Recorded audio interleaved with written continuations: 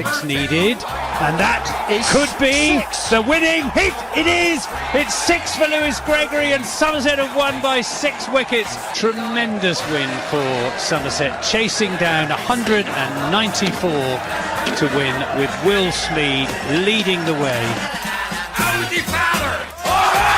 Hello there, this is Always Look on the Bright Side of Life, the Somerset Cricket Podcast. My name's Ian Shepherd. Joining me this evening for our festive episode, which will contain not very much festive chat at all as we look ahead to another season of Somerset Cricket. I've got, where should we go first? I've got President of the club, Peter Wanless. Peter, how's it going? Is the Sean Dixon party barn all ready for a Christmas feast in a couple of weeks' time? Still a bit of preparation to be done, but yeah, getting there. Thank you very much. All good, good. And I gather there's a board meeting tomorrow. Is there anything on the agenda that you can give us an exclusive sneak peek into? Yeah, there's a lot. There's a lot to discuss. I mean, a lot of money has come into the club, and how that is used judiciously, because it only comes in once. There's plenty to discuss there, which can't be discussed here. The money's arrived, is it? Yep. We got some money. Yeah. Fantastic. Well, if we give ourselves 30 minutes each to have a little think about that at the back of our minds, we might revisit that at about 7:45. You could give me a wish list, yeah. Just remember, you can't sort of spend it on the current spending. You need to invest it in things which are going to strengthen the club in the medium to long term. But yeah, well, I mean, all ideas but welcome. If certain influencers are to be believed, and the one who's been complaining all over Facebook, that 4 million quid will probably get you 10 minutes with Santa if the prices at the Winter Wonderland are to be believed. But anyway, moving on. We've also got Dan Kingdom, the man who has seen every single professional super over in the UK to date. Dan, how you going? Good, thank you. Yeah, wintering well. Yeah, it's been. What's the weather like been up there in Brum? It's been okay, really. It's largely not that cold for the most part. It's like most of the winter so far, it's been 10 degrees or so. It's wet. A couple of days at Cheltenham and Exeter races were absolutely brutal on poor old me. And last but not least, we have the voice of cricket on BBC Radio Somerset, Anthony Gibson. Gibbo, how are you? I'm very well, thank you, Sheps. Yep, absolutely fine. Good. I have to say, I was scrolling through my Facebook and I saw a video of you wandering off into the sea. And I thought, oh my God, he's had enough of Somerset. He's doing a Reggie Perrin. He's off. That's a cultural reference that I'm sure 95% of our audience won't get. But you're doing, it's all in a good cause, Gibber. What is it, the 12 dips in December? Or the 12 dips of Christmas? 12 dips in December in aid of prostate cancer research. And I've done 6 so far, the most challenging of which was in the River Dart, where the water temperature was around about 7 degrees and the air temperature around about 6 degrees, and it was distinctly bracing. But I've got to swim in the river here, the River Parrot, tomorrow, and I'm not looking forward to that very much. It's a bit murky. Well, bright side of life is, please make sure Gibbo's not doing that in vain. I'll post the links to where you can donate online to a good cause for that one. Right, shall we get cracking then? We've got a packed agenda. We haven't been together for a while. Shall we start with Dan's favourite topic, the fixtures, which came out the last week in November? I think they're generally okay. The only massive complaint from myself is the fact that Vitality Blast quarterfinals are all on one day, and that day is a mere 2 days before finals day, which is not ideal for the county fans' preparation. Yes, indeed. Well, you're all right because you live 5 minutes on the ground, so you're fine. But the rest of us, well, I think it was always going to be a bit compressed with finals day and the quarterfinals moving back to pre-One Day Cup. There was always going to be a bit of compression in the schedule. We saw this similar in 2022 and 2023 when finals day was in the middle of July. I think in 2022, for example, when we destroyed Derbyshire, that was a week before finals day. So this was always going to happen. But it's that was a game. That was a game that Alfie Osborne played in, wasn't it? Where we played Hampshire, didn't we? Hampshire was the championship game. That was 23.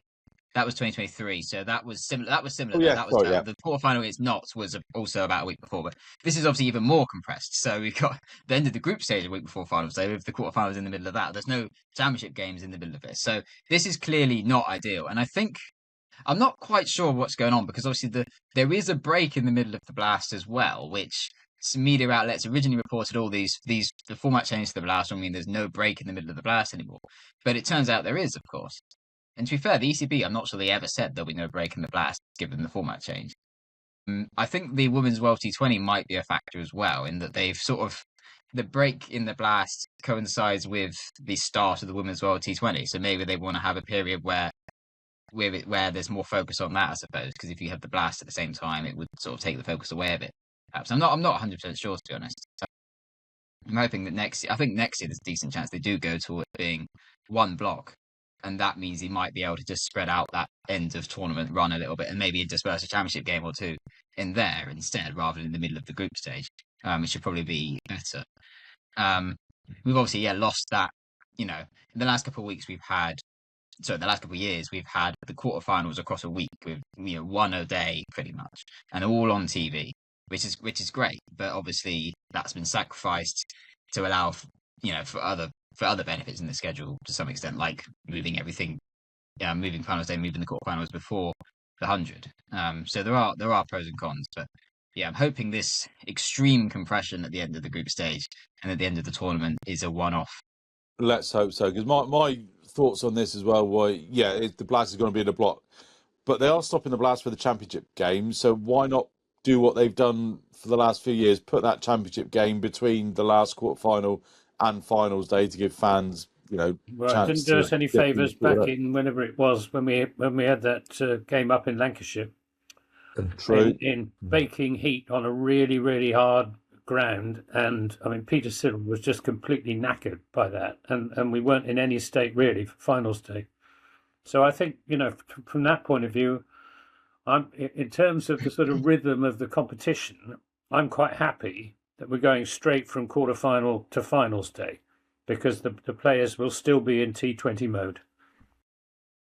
We have quite a cluster of games just before the quarterfinals as well, We do. which is a bit odd. I mean, I suppose the regionalisation of it, which is my main complaint, having many friends and contacts and rivalries in the southeast, it's really disappointing. We have a fixture list with no games in London. Thank goodness, from a selfish point of view, I've moved house to be able to watch a lot more cricket as a consequence. But I think we have 3 games in 6 days, or 3 games in 5 days immediately before the quarterfinal. So we better win plenty of games early, so that we can rotate the squad for those last 3 games and then go into the quarterfinal full strength. The other thing for people who like football, that quarterfinal day is also one of the FIFA World Cup semi-final days. So you can be sure that England will be in that semi-final, and then the World Cup final is on the reserve day for T20 finals day. So 19. the nation may be distracted by other things, or not, depending on how the footballers get on. I mean, the other thing we've got with this new weird format is we play a team from well, they're not named, these groups, are they? They're not regionally named, as in like Don't get me North, started on Central, the and group. West, or East, or whatever they're The called. names of the groups are ridiculous. So we go to Derbyshire on a Wednesday night, which is a trip that I'm sure many Somerset fans will be making. That'll be one we've been looking forward to for years, go to Derby on a weeknight. But we do get to play Hampshire in the opening game. Sky seem to like having a repeat of the final as the opening game of the Blast. I think they did it with us in Essex a few years ago. Didn't do it with Gloucester. We played Surrey first game this year. But part of me wants to go to Derbyshire, but part of me really thinks that's not a particularly nice trip to be making on a Wednesday night. Yeah, but they're not the strongest side of the competition, Derbyshire, are they? No. I'd sooner go to Derby than to Surrey, for example. True.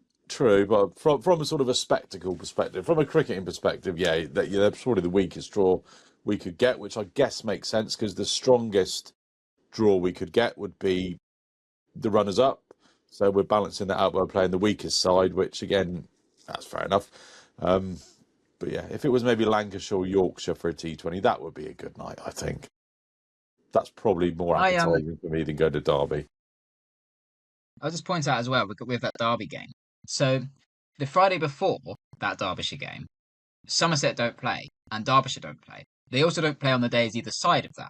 So I don't understand why we're not playing on that day instead. So we're playing Derbyshire on Wednesday, the 8th of July, but we could easily play them on Friday, the 3rd of July with no issues that I can see. It's really weird. There's also the fact that, related to that this new Blast format should allow every county to play on the same match day. Obviously, under the old format, because it was the odd number of teams in each group, you couldn't do that. Now you can, but there are only 3 instances in the whole competition where every county plays on the same day, which I find very strange. There's 2 Fridays and a Sunday. So only 2 of the Fridays through the whole competition are maximised in terms of the counties all playing on the same day. And I thought the whole point of the new format was to rationalise the schedule, so it was all basically across 6 weekends, Friday, Sunday, Friday, Sunday. Obviously, there's going to be some variation for TV reasons, etc. But there seems to be more variation than there needs to be. Like this Somerset Derbyshire game, it could be on TV, but there are other games that night as well, so I'm not sure it will be.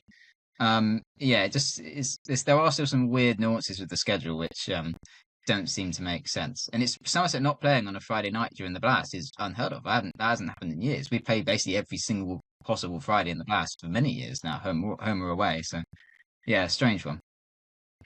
Probably down for telly. Well, the women are playing up against Yorkshire, so I guess that'd be a good. Good excuse to go up to Headingley and watch them. What I'm sure will be a double header. They've learned the lesson about playing the One Day Cup final on a Sunday by playing the One Day Cup final on a Sunday again.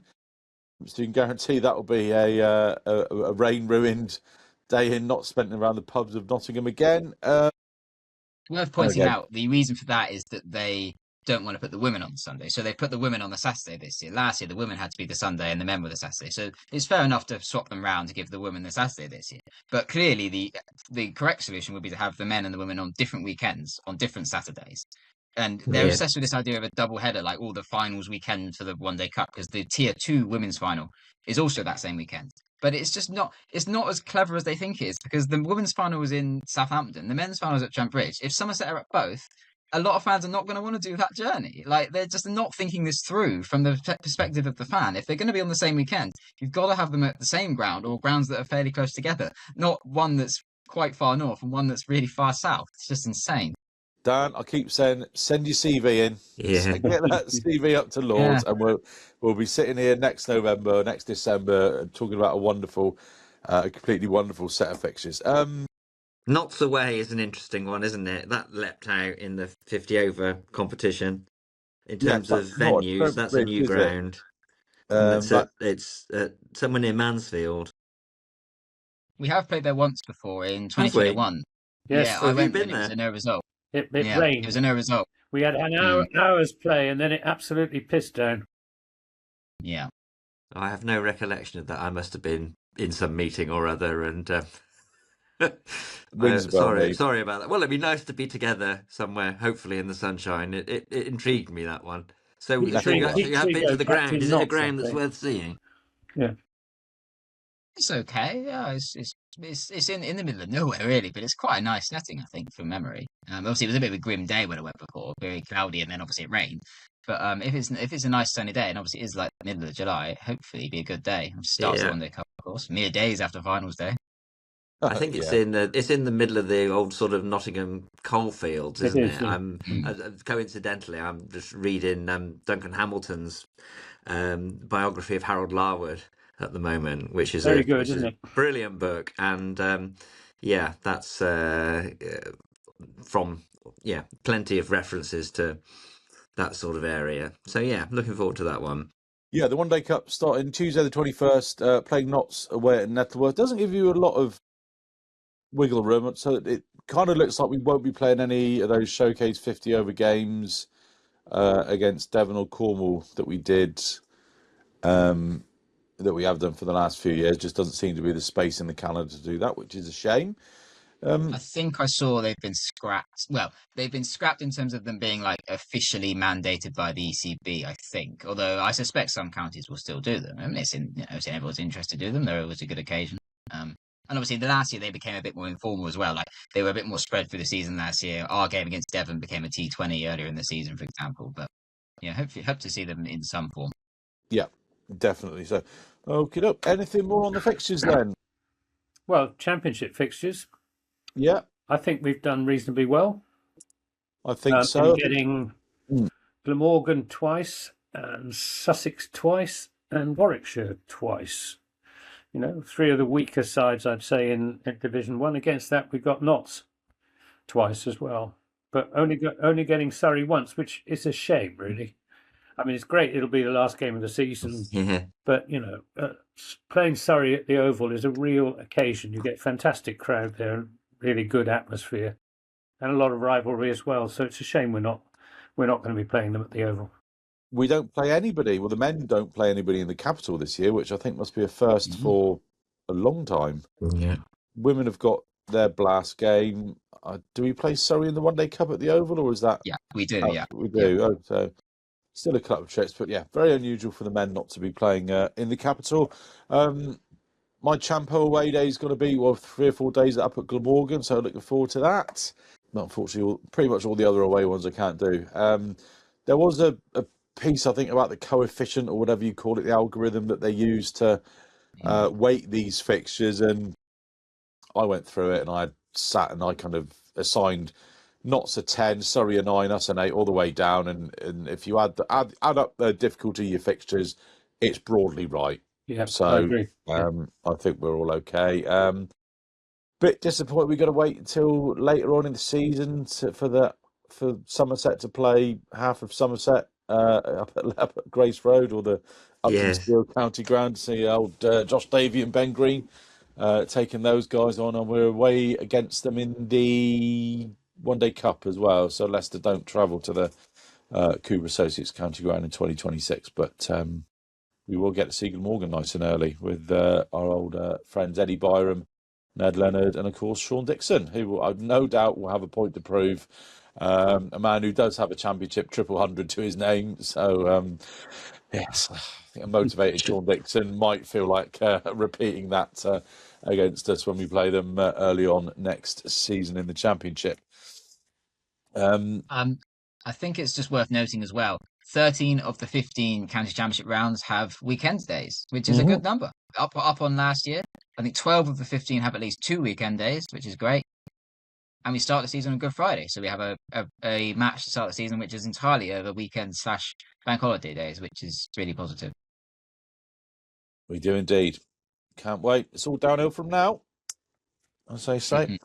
Right, what else should we... Right, that's all the fixtures done then. On to signings then. I think it's been since we last recorded that Miguel Pretorius has officially been announced as re-signing. We have Riley Meredith back for the Blast, leader wicket taker in the competition last season. I think we could all generally agree that's expected and good and a good bit of business, and shows that we want, players like coming to us, players like coming back to us. So can't argue with that at all. A couple of signatures missing on contracts. So Shoaib Bashir, do we know what's going on with old Bash? I haven't had an update since I asked Jason Kerr at the end of last day of the season.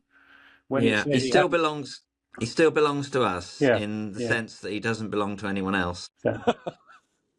I did notice when the club put out what's everybody doing overseas, and all the guys playing club cricket and the Rue brothers on the Lions tour. No mention of Shoaib Bashir being on the Ashes tour. So maybe that's because he's not done anything, but not played a game yet. I don't know, but he played for the Lions, didn't he? In one game, he did play for the Lions, so he has. Yes, so got 0 for 120. But it was that's probably why I didn't mention it. Conspicuous by his absence was Shoaib Bashir. So assuming then that he is no longer on Somerset's books, and he's ours. He's got a central contract, so it's not an issue in a sense. So he would be available should if if something terrible happened to Jack Leach and there were spinning wickets that we thought he would be an asset to the team for early on in the season, which it didn't really work out for him at Glamorgan, did it, at the start of last season? So there's an awful lot of ifs and buts there. But yeah, in the absence of him being contracted to anyone else, he's ours. Yep. That's exactly what Jason Kerr said. Okie dokie. Excellent stuff. Well, just wonder if somebody else will come in for him, because he does need to be playing cricket more than just 5 Test matches a year for England. It's balmy, really, but anyway, that's brief. I mean, after the Ashes, who knows if he'll still be in the England team, to be honest. I mean, there's 3 tests to go. Who knows how much he'll play in them? If he doesn't, the best outcome for him might be that if he doesn't play the rest of the series, he might be more likely to actually play for England again in the future. Who knows? I don't know. If Will Jacks comes in and does well, and they kind of develop him like they develop Mo and Ali, and they see Will Jacks as a better value cricketer, a better all-round cricketer than offering than what Bash has got, I don't know. They do seem to be a little bit not fickle, but what's the word? They kind of like to do their own thing, and if they sort of see the better option, potentially they'll go for it. Who knows?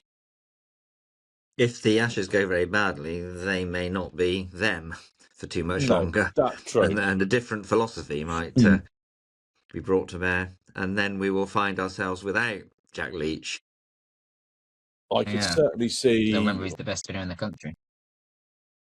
I could certainly see McCullum going. Maybe I think Stokes might stay on. I think he's still the best captain, but I think McCullum's probably the one who's let himself down, or his reputation has become slightly less enhanced.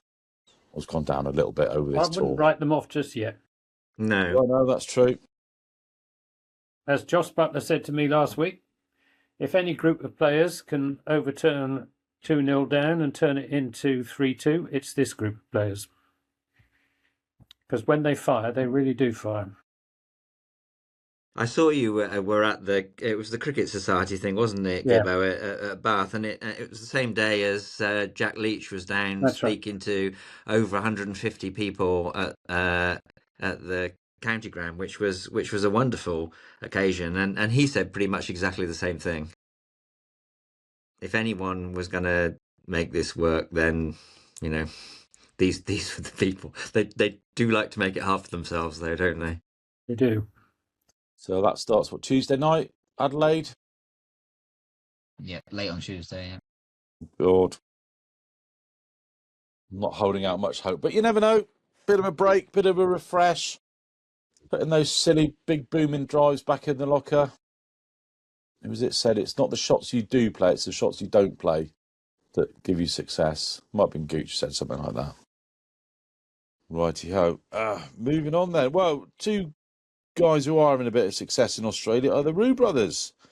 James scoring 92 to take England Lions to, well, I suppose it was technically victory in that day-night game. Thomas as well has turned 18 a couple of weeks ago on that tour, and is also having a decent bit of success as well. What do we make of the Roux performances down under? I think James has now gone to the Sharjah Warriors. Yeah, he was. I saw him today. He was on the Sky app, smacking it around a bit. Reverse sweep, first ball off Rashid Khan. So he might possibly be available to make the short hop back down to Sydney or Melbourne if required. You'd hope. But I mean, long term, do we think? Surely now, after the Ashes, they normally have a bit of a reset. You would think now that he's surely got to be the next cab off the rank. No, I think they. Yeah. If Jamie Smith doesn't work out, they'll go back to Folkes. Really? Folkes? Well, he's the best wicketkeeper in the country, if not the world. Yeah. Well, I reckon there's a route though for James where him and Folkes play, because James could come in to open or bat 3. I mean, there's been a bit of chat about that, hasn't it? I think there was a Telegraph article the other day. He was talking about how he wants to potentially bat 3 or opening for Somerset, with maybe Mm. and then maybe Thomas would take the gloves down the order, Absolutely. and that could be James's route into the England team. Absolutely right. Yep. Yeah. I don't see him coming in as wicketkeeper, though. No. I think having a sort of part-time wicketkeeper now with Jamie Smith, if that doesn't work out, I think they'll go back to plan A and have the best wicketkeeper they can find. And after all, Folkes isn't that bad a batsman. No, he's decent. Yeah. And he's streets ahead of either James Rue or Jamie Smith as a wicketkeeper. Yeah, we can't disagree with that. I think I would have him in at 3. It still baffles me how James is behind Jacob Bethel in the pecking order of Test match cricket. It's just utterly beyond me. James is obviously not. He's not 22 till next month, I think. So he's 21 years old. He's got 11 first class hundreds. He's a brilliant compiler of innings. He doesn't feel any pressure at all. He's rescued Somerset from 50 for 5 on so many occasions. It's just water off a duck's back to him. I don't think any player's the finished ever the finished article, because there's always room for improvement. But by God, if there's a better 21-year-old in red ball cricket around the world, they're going to have to be a serious player to be better player than James Rue at the moment. And I think in most other eras, he would have already had about half a dozen tests under his belt. But if Rue had 0 first-class centuries like Bethel, he might have more of a chance. Well, has he got the better fight? I mean, his golf game's up there as well. I think he plays off one, so there's no problems in that area.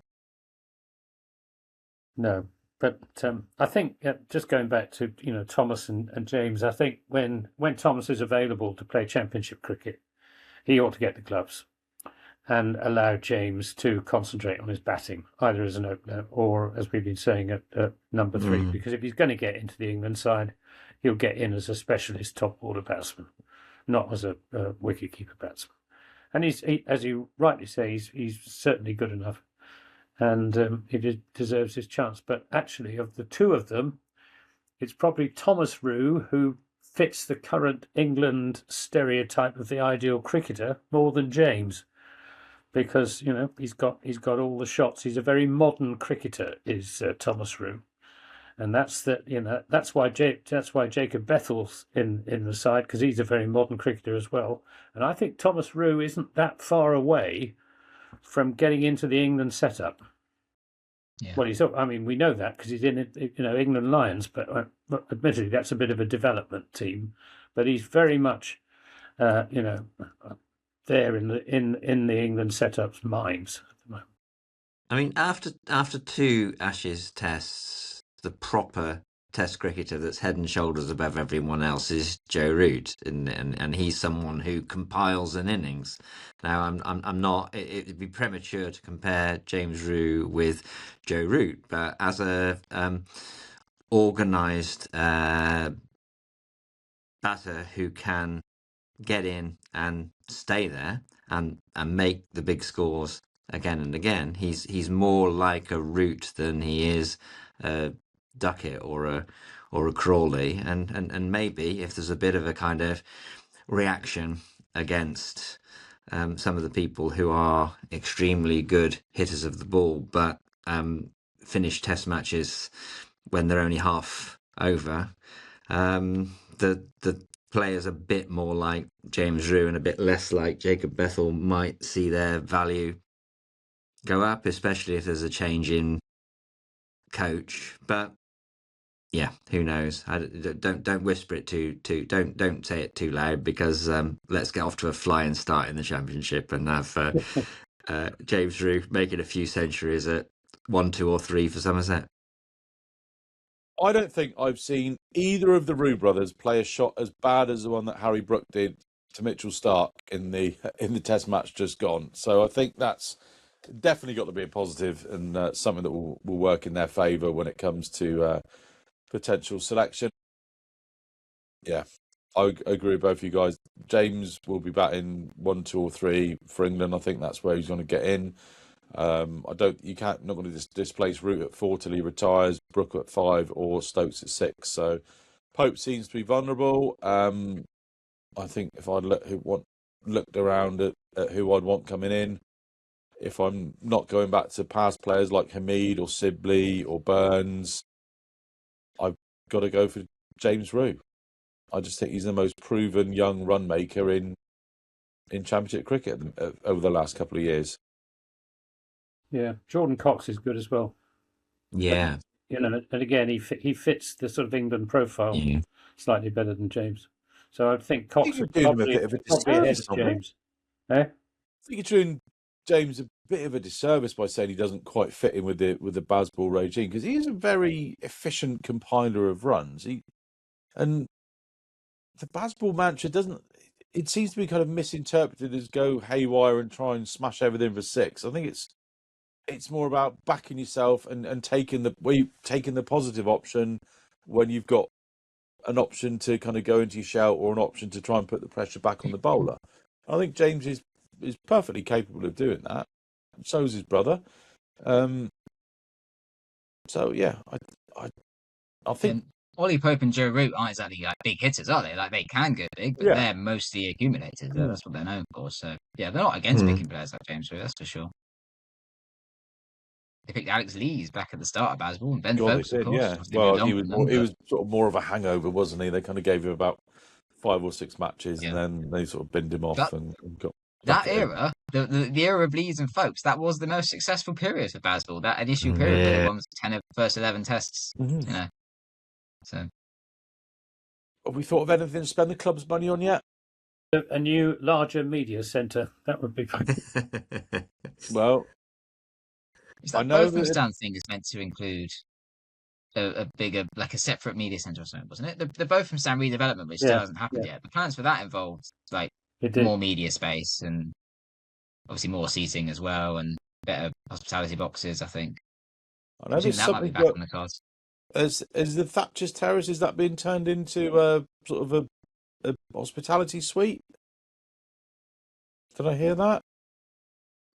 Could be. I mean, there are a number of options. The main area of focus is the river end of the ground, and what to do with the Botham stand and all that space around where we have the temporary stand for the T20. So there's definitely all sorts of kind of questions about that. And then there's a strategic question about how, as a club, do we become less dependent on the ECB handouts and diversify our income one way or another. And there are all sorts of, questions and options there, but it always leaves us, notwithstanding the fact that we have huge membership compared with very many other counties, still we need to find other ways of generating revenue, hence experiments and initiatives like the Winter Wonderland. How successful has that been? Successful? Yeah. I think it's doing okay. The weather hasn't been our friend in relation to that, and it was all pulled together at extremely short notice. So all these things are, it's the learning as well as the revenue generation. But okay, I think. Good. Were you persuaded to sort of be Santa? I mean, you've got the beard and you got the sort of all that going on. Was that you under the red suit, Peter, or are you sworn to secrecy? I couldn't comment. Who is Stumpy? Are there any, Peter? Do you know if there are any plans to eventually build a permanent stand where the temporary stand usually goes? Well, those are the sorts of options that we need to think about, because if we're going to be 100 ready, to use Jamie Cox's phrase, then we need to get the capacity of the ground up to significantly beyond where it is at the moment. So, and we're in a pretty constrained site, aren't we? So that side of the ground is the most likely place to be able to increase the seating, but you can't increase the seating without increasing the facilities. So I think we just about got away with it when we had those World Cup games and kind of filled the ground with as many places as possible. But there were definitely places in the ground where if you didn't get your drink before you sat down, you're going to struggle to get another one. So we've got to think about how to, increase the capacity of the ground, but also increase the facilities to support the people who are in the ground, and encourage and enable people to come along and make a bit more of a day of it, an experience of it, rather than pitching up and slipping away to get the cheapest possible sandwich they can from Morrison's at lunchtime. I never do that. No, never. Yeah. Well, you could turn the Thatcher's Terrace into a members bar. That'd be a good idea. You could. I mean, that is a pretty exclusive and exciting and interesting place with a great view of the Quantocks and probably the top of my house. Do not get your telescope out and try and have a peek into Peter's bedroom window. Moving swiftly on, then, shall we? We'll chat about the women. There's been a couple of ins and outs. One big out is Amanda Jade Wellington announcing that she's signing for Hampshire. That was kind of sort of inferred with the end of season video that she did at the awards ceremony. It was kind of sort of had a farewell kind of tinge to it. But that's going to be a massive blow because she was pretty much head and shoulders the star player of that team, and most of their wins really were down to a performance from Amanda Jade Wellington, most notably the first one down at Beckenham. So she is going to leave a big pair of boots to fill down. Yeah, I do wonder if we decided to let her go, because I know it sounds crazy because she is by far our best player, but the fact that we knew at the awards evening seemingly that she was moving on, and then she didn't announce that she was, then it wasn't announced that she was signing for Hampshire for like 2 months after that, implies that perhaps we just have decided to go in a different direction with an overseas player. And I've got a feeling it will be a batter to replace Fran Wilson, basically. And we think maybe that having a top order batter who probably from Australia, who will churn out the runs, might make more of an impact overall than Wello did. I mean, Wello was great. From thing with someone who's probably a bowler is they can only obviously influence, a fifth of the bowling innings, whereas with a batter they can, obviously, Wello can bat as well, but a batter can bat through an entire innings. We saw Susie Bates last year for Durham against Somerset score 160 at Taunton, and that won the game single-handedly. So we might be thinking of going in the direction of that kind of player, a batter who can bat and bat and bat and influence an entire innings rather than only part of an innings. I'm just speculating. That could be the thinking of what we're going for. But Fran Wilson will leave a big hole at the top of the order, and I think we've got a lot of young batters, and I think obviously Heather Knight will be around a bit, but a top quality overseas player to score big runs would make a big impact on the side, I think. So I think that's probably the direction we're going in. Because Fran Wilson, if you didn't know, has left. She's taken up. She's head coach at Gloucester now, which is Somerset and go directly to Gloucestershire. You have to go somewhere else first, and then you're allowed to go to Gloucestershire. You're never allowed to go directly. So that's a blot on your copybook, Miss Wilson. Jeremy Lloyd's did. Sorry? Jeremy Lloyd's went straight from Somerset to Gloucestershire. Marchant DeLanger did as well recently. Steve Snell did, but that was in a sort of a coaching capacity. Any more? Steve Kirby and Jamal Hussain went Gloucester to Somerset. Yeah. What do you make of our coach, Dan? Because we're quite excited about Erin Osborne. Yes. And having a woman as a woman's coach. Yeah, I think that's really positive. Yeah, I mean, there'd have been nothing wrong with us appointing a man at all, but there's a dearth of opportunity. There are not very many women coaching at the top level, so I think it's great that we've given an opportunity to a woman, and she's not just any woman. Like she seems to have her head screwed on right. She was a top player, and she just gives me the vibe of being really on it when it comes to coaching, and I think she might give him a bit of a kick up the backside. I mean, we weren't terrible last season. Particularly in 50 over. We had a pretty good season in 50 over cricket, just missing out on the knockouts. But, we do need to be, we need more progress, don't we? And I think she could be the woman to drive us forward and hopefully get into a knockout stage, which Western Storm didn't achieve, and obviously we didn't achieve last season. So, the vibe I get is that she's a really good appointment. Mm-hmm. Somerset women, they start their season a little earlier this year, don't they? Remember I was speaking to them at Media Day, their season didn't start till like the sort of first week of May, but they do start. So I'm just flicking back through my calendar here. One-day cup matches are on Saturdays throughout most of April. It's going to be before a lot of club cricket starts, starting off their season at home to Yorkshire on April the 11th. Yeah. Well, the men are obviously away, so hopefully anyone who's not at Chelmsford will go down to the county ground and support them in their first game. Yeah, definitely. I'm sure I'll be there. I won't. I'll be at Chepstow that day, unfortunately. Good stuff. What else? We've had a couple of departures from the women, haven't we? I know. This is where you jump in, Dan. Well, I think we covered it already on previous podcasts. But I think Laura Jackson and Emily Monday are the only two departures. I think, and Fran Wilson, of course, retiring. We've had an incoming, haven't we? B. Willis has signed a contract. She's obviously been in the Somerset Academy. I think she's like effectively Gloucestershire, but because obviously they're tier 2, there's no chance for her to move up there. So, she's a pace bowler, I believe. We do still have, I think, 2 more contract slots to be announced, not including an overseas player. Assuming we have the same number of contracts last season as we do this season. I'm guessing Ruby Davis will be one of them because she was she signed for the second half of last season on a temporary contract. I mean, maybe she has signed. I don't know, and we haven't announced it. But yeah, there's a couple more slots to be officially announced at some point. I don't know who the others will be. I mean, Jasmine Wesley and Layla Molodino are 2 names who scored a lot of runs last season for the academy. So 1 or 2 of those wouldn't surprise me.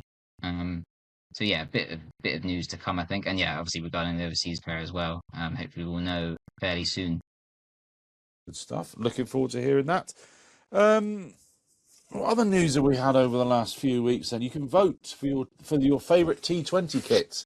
I think voting closes fairly soon. It may even have closed already, but hopefully you can still get in, or you've already voted. Peter, you are of course the dedicated follower of fashion amongst us, and which was your favourite? I mean, talk about the dangers of collective groupthink or whatever. I voted for the same shirt as you did, but also I felt exactly the same 2 points as you put on social media, that the placing of the stars is a bit weird, and it would be nice to have better kind of contrast between the pink and the black. So I didn't really think any of them were fantastic, but the third option was the one that I voted for, as I know you voted for. So thank you for calling me a follower of fashion. But actually, when it comes to this matter, I follow you 100%. Oh, well, I'm glad to hear it. And speaking of fashion, thanks very much to Mike at the museum, who sent me a Roll-Off Van der Merwe shirt there, which you can just see over my right shoulder. It was amongst the belongings of dear old Mary, who sadly passed away last year, and she donated quite a lot of stuff to the museum, and that was surplus to requirements, but not for the Roll-Off Van der Merwe pavilion. Thank you, Mike. Another opportunity to say how much we miss Mary. Right, where else we got? Oh, good news. Sir Michael Barber was elevated or promoted, or what's the official word? Elevated. Elevated to the peerage. Elevated to the peerage, so he's now officially Lord Barber, which sounds like one of them shops in Taunton High Street, which has got about 3 or 4 dodgy-looking men in it, not doing much work and just taking cash in hand. But it is good to know that we now have at least one Lord who will be an advocate for Somerset County Cricket Club and not do his best to try and drag us down to a points deduction. Well, perhaps we could rename the stand the Lord Barber stand. We'd have to change. We'd have to change one fewer word, wouldn't we? Yeah. So it's a lot easier. You'd have to, yeah. Good stuff. Shall we fire into some listeners' questions then? Unless we've got anything else before we knock it on the head. We've had quite a few, our listeners. They've been chomping at the bit to get their points of view into us. Let's start with, obviously they've fallen into bad habits now of jumping on the threads and making it very difficult for me to work out what questions we've got. Simon Hancock, how many pace bowlers do we need to challenge for the title? How many have we got? Well, I hope there's another overseas signing coming, and it is a bowler. Yeah, I'm sure it will be. Have you got information? Have you got intelligence to that effect? Have you heard something? Anyone? I'm not. I certainly haven't heard anything. And overseas fast bowlers are pretty thin on the ground. I'm none the wiser. I don't assume know. it may be. Go on. You assume it may be who? I assume it might be a couple of like shorter stints. Like it could be like, not Matt Henry, but like if Matt Henry's not signing the IPL, you never know. But just say it could be like Matt Henry for a few games and then someone else for a few games, and then someone else for a few games, which I know isn't really our style. But we do like to have players for longer stints. But as you say, there is a dearth of quality fast bowlers out there. And well, Miguel Torres is a great signing I think to have for the whole season. To have a little bit more star power in the other slot, but perhaps a couple players for shorter stints might be what they're thinking. That's my guess. And I'm sure that second slot will go to a pace bowler. I mean, we could obviously sign an opener, but we do need pace bowlers a lot more than we need batters, to be honest. We really seriously lack depth. Well, not seriously, but we now have signed Josh Shaw, we've signed Miguel Torres, but we if there's a couple of injuries, say Craig gets injured, say Lewis Gregory has back problems, we will be struggling for numbers in the pace department. So we really, I think, do need to sign another pace bowler. And I think Alfie's ready to be the sort of the fourth seamer in a fourth seamer lineup. I think if you have you would have Craig, Lewis, Miggy P and Alfie, I think that's great. I think if Alfie's maybe taking the new ball, I think that's maybe a little bit too much for him at the minute. He needs, I think, another full season, maybe another 2 full seasons in county cricket to get him towards being the finished article. I was quite impressed with JT Langridge when I only saw him obviously in 50 over cricket, but I thought he looked a more than decent prospect. Yeah, but again, I think it's funny if you look at just go back to the Ashes when England had that 5-man pace attack. They were able to just rest and rotate and just keep going at the Aussies. When they pulled it down to 4 and they didn't quite trust Will Jacks, all of a sudden they weren't quite able to go at 100% all the time and know that they could be rotated and rotated and rotated. And I do think that may be the case if we're only playing 4. So that could potentially be something to think about. But yeah, I mean, I love the fact that we got the young talent, but we need an old head. And looking back to the bowlers that not signed, I don't think they're in sort of short stints.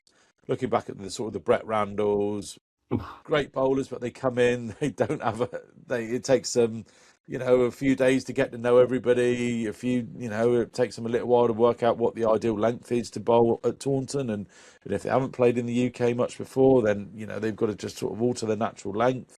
Whereas if you get somebody like Matt Henry coming in, or even someone like Peter Siddle, who's played a lot of county cricket and is he's still going. I don't think he's playing any first-class cricket, but someone of that ilk, that would be great. But they're very rare. I mean, Matt Henry, funnily enough, we haven't been asked about this. I've looked. He's done his calf at the minute, so he should be back mid-January, they reckon. But apart from the Test matches, June the 4th to the 29th, so pretty much the whole of June is when New Zealand play a few Test matches. New Zealand haven't got anything on. Yeah, so there's an advantage to them to have him acclimatized to absolutely English conditions, so we could do them a favour by getting him match ready. Yeah, I mean, under protest, we go on then. We'll have him if you insist. Cricket New Zealand. Well, it's the IPL auction on Tuesday, I think. So if he's not signed in that, then maybe it's full steam ahead with signing Henry for a stint. Yeah, and the club did put out another little teasing video about Matt Henry, which they did around about this time last year when they announced him signing. So you never know. Well, it's his birthday today. Yes, that was another thing. He's not a spring chicken anymore, is old Matt. He's 34 today, so that's kind of where you go two ways as a bowler. It's either where your body starts completely creaking and dismantling, and your workload has to be completely micromanaged, or you kind of a bit like Jimmy Anderson, and you or just Mitchell Stark. Yeah, you're so bowling fit. You know exactly how many overs you can bowl a day. You know exactly what you can give, and you're just so in tune. You can just keep going and going and playing. Just your body's just so used to bowling, and you know exactly your limits, and you never push it. So let's hope he's in that second camp, although he is currently injured, so maybe not. I think it's also worth noting he's not played perhaps as many tests as you'd expect, because obviously early in his career he was behind Trent Boult Tim Southey and Neil Wagner. So he's only played 33 tests. So he's probably got a lot of overs still in him. Yeah. And he's probably got the motivation to play Test cricket for as long as possible, perhaps. I hope, well, yeah, he might have the motivation to play Test cricket for a long time yet. And he had a massive back operation. He didn't have to remodel his action as well. So that may kind of contribute to him being a bit more of a bit more longevity to his career. We've slightly gone off Simon's question, but well, we're hoping to get another overseas side. Are we completely given up on any more domestic signings now? I think we haven't. It's November to November. The contracts run, so you think anything would have been announced by now? It's quite rare at this point for a county to sign a player from another county. I think the only other option, the other options left are like plucking a player out of the national counties or out of Saka, or maybe someone on an English passport from abroad or something. Is that kind of slightly unorthodox signing, which is probably the only kind of routes left.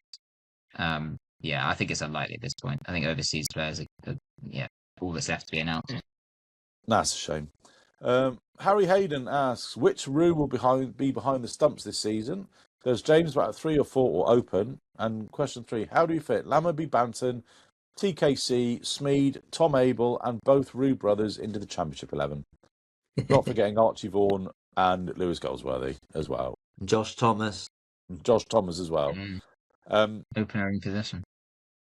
I mean, I did my 11, which I think was Josh Thomas opening with James Roo, Lammonby, Abel Banton, TKC, Tom Roo, Gregory, Overton, Pretorius, Leach. I mean, it's tricky. TKC could be away at the PSL for the start of the season, which does open up a spot, but it's very difficult. Yeah, and that's why I think we probably shouldn't sign an overseas opener. A lot of people want us to sign an overseas opener, but if we do that, then that does limit the spots that are available for our many, many talented young batters. And yes, not many of them are ideally suited to opening. Most of them we would prefer in the middle order, but if it's the way to get them in the team, then it's better than them not playing at all in some ways. But are we going to start the season with Josh Thomas and Archie Vaughan at opening? Because if so, they're slightly inexperienced. Well, and with I know James the Aussies James Roo coming in at 4, Lammonby at 3, Roo at 4, Tom Abel 5, Banton 6, and then Gregory, Overton, Pretorius, Leach, and Ogborn or Langridge. Well, I know the Aussies aren't normally in the business of doing the English a favour, but Archie Vaughan has been batting at 7 or 8 for his grade cricket side, Mosman, in Sydney over the last few weeks, which I just find baffling. Has he got into the first team yet? Yeah, it's a rite of passage they do with the English cricketers. It's our first week you got playing the twos, earn your stripes and all this, which is a load of old bollocks. But there we are. But yeah, I mean, I'm gobsmacked that he's not been opening the batting. He's been bowling a lot, but he's not had a great time of it with the bat down there. And you would have thought if the aims of Archie and the club were that he is going to be our opener going forward. It may still be, but you would have thought, during all these sort of negotiations and meetings with various grade cricket clubs to set him up for the winter, he is an opening bat. We want him to be opening the batting. Yep, it's what he wants to do as well. Yeah, so if you're a young cricketer like Vaughan, who, let's be honest, old man's probably got a bit of pull in Australia as well. You would have thought that he would have found a club to go to that would have accommodated him opening the batting, or at least batting in the top 3, not batting 7 or 8 and being a sort of a spinning all-rounder. Unless that's what Somerset have told him and said, right, we think your future is as a spinning all-rounder because we are going to have James Roo and Josh Thomas open the batting and you're probably going to bat at 7 or 8. I don't know. Yeah, who knows? But then would you not have thought for his long-term game, this is going down a little rabbit hole here, that having him open the batting anyway would be better for him than batting down at 7 or 8 and having a little smash at the end of the 100 overs in your first innings? Well, I think if he's going to make it in first-class cricket, it will be predominantly as a batsman. I don't see him, holding a place as predominantly an off-spinner. He's not good enough, and I don't think he ever will be good enough, whereas potentially he's certainly good enough as a batsman, as a top order batsman, and that's what I think he ought to be focusing on. Yeah, I said very, very, very strange where he is, sort of what he's doing down there in grade cricket in Oz. But they've got a they've got all the stats and the games are online, so you can have a look at that and whatever else is going on with Somerset guys down in Australia. I think Lammonby got a big 100 as well, playing for his university side. So there were quite a few all around the world. Ollie says, if Calder Campbell's away for the start of the season, should Smeed get a chance to play in the Championship? And would you like to see a return to burgundy for the T20 shirts? I think the 50 over shirts could do with a bit of burgundy in them. That one from 2021, I think, is still one of my all-time favourites. Don't mind the pink for the T20. Don't know what you guys think. Yeah, I don't know. It's a bit too bright, I think. I do prefer the burgundy, the more traditional burgundy. That's what we should go Stick for, to I think. the club colours. I forget Yeah. who was telling me, but it pops. The pink pops on social media posts. It's very bright and vivid and catches the catches the eye. Right. And Will Smeed coming in down the order. I'd love to see him get a chance. I really would. Yeah, Me I too. would too. I don't think he There's will. just so many. It's just such a congested middle order to try and get into. Yeah. Well, send him in at the top. Send him in to open the innings. Let him do a Travis Head. Smeed and Josh Thomas. Yeah, but Smeed is a better player than Josh Thomas. With all Josh Thomas is a very good young cricketer. But if you're looking for potential, then Will Smeed, for me, is the one. It could be a good pair, those two. Right-hander, left-hander, Yeah, one it aggressive, could, one be defensive. exciting. Yeah. And although speaking of the congested middle order, Tom Banton is in the IPL auction. I doubt he'll be signed, but if he is, and I don't want him to be signed. I want him to be with us. But if he is, that does free up another spot in the middle order. If TKC goes in the PSL as well, then that's 2 spots freed up. So that could help. But yeah, we don't want to send them off and then have a load of injuries and then then we got no one. And then that could restart this cycle with Tom Banton of him going off to the IPL, coming back. That's 8 o'clock. We need to finish. Coming back, not being able to get the Championship side, waiting for his opportunity, scoring 300, going off to play for England, going back in the IPL. So it's difficult. Got to be prepared to lose your place in the Championship side if you go off. Yeah. It could very, very well happen. And Andy Cleve has asked one more overseas spot. I think we've already covered that, Andy. Do we have any other business? I don't think we mentioned about Shane Berger leaving to become Hampshire's. Yes, that's a bit of a blow. Going from batting coach to bowling coach, which I've never heard happen before. I think he's technically his job title was assistant coach rather than batting coach. Yeah, so he's assistant coach brackets batting, wasn't he? He he was an all rounder. Shane, he did get. I think didn't he get Sachin Tendulkar and Kieran Pollard out in consecutive balls in an IPL or a Champions League T20 game once? So did he tell you that? He was an all rounder, but I'll miss him. Yeah. He's a good bloke. He's a very nice bloke, Shane, and a lot of time for him. And he had a lot of time for us on the podcast as well. So if you are listening, Shane, all the best down at the whatever it's called bowl these days. But interestingly enough, I was listening to their new head coach. What's he called? Something or other. He's only there part time because he's still going to be head coach of, I think it's Warriors back in South Africa. So he's going to do Hampshire in our summer and then go back in their winter. And just to clarify, it's Russell Domingo, I think, who's taken over from Eddie Birrell. Right, was it? Yes. So so he's still going to be head coach for South African team, which is slightly odd in this day and age. I think Darren Lehman at Northants does similar because he doesn't coach maybe he does coach in the Big Bash, but I don't know. Darren Lehman at Northants is only there for I think 7 months a year, and then in the winter he does a bit of commentary in Australia, I think. So there are a couple of part-time arrangements.